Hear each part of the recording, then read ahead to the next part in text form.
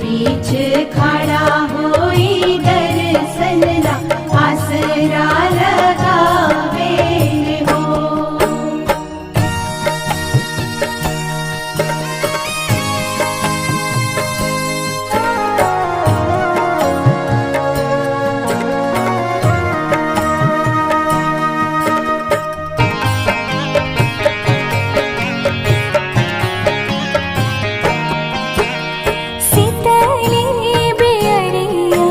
शीतल तुझे पनिया कब देव देवता तू आके दर्शनिया।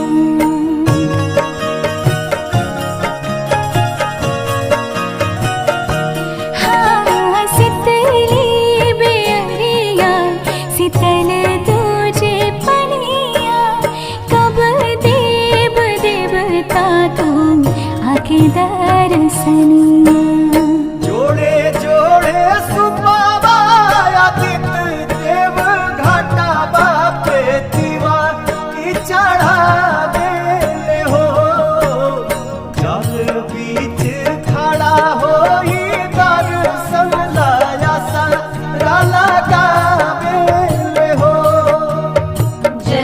बीच खड़ा होई दर्शन ला आसरा लगावे हो।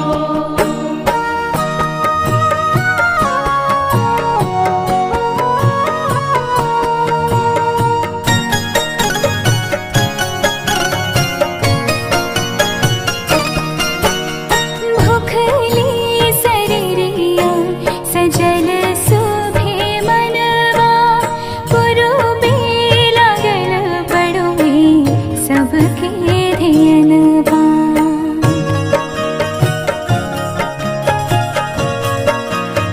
हाँ भूखली शरीरिया सजल सुभे मनवा पुरुबे लागल बड़ुए सबके ध्यानवा।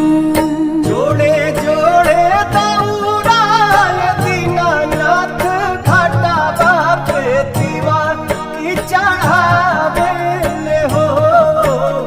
जल बीच खड़ा होई दर्शन ला आसरा लगावे हो।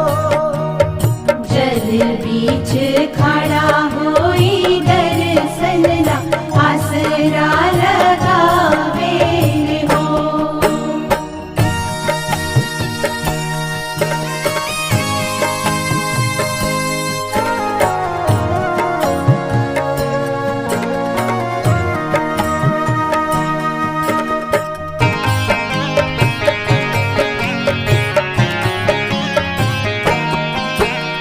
विनया बिहारी लिखले माई के भजनवा गवेली पलक बेटी धई के ध्यानवा।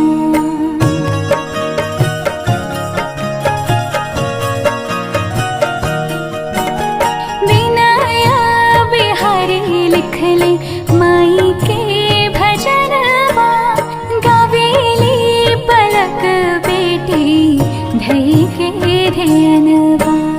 जोड़े जोड़े प्यारी गंगा मैया घाटा बापे दीवा की चढ़ावे हो। जल बीच खड़ा होई दर्शन ला आसरा लगावे हो। जल बीच खड़ा हो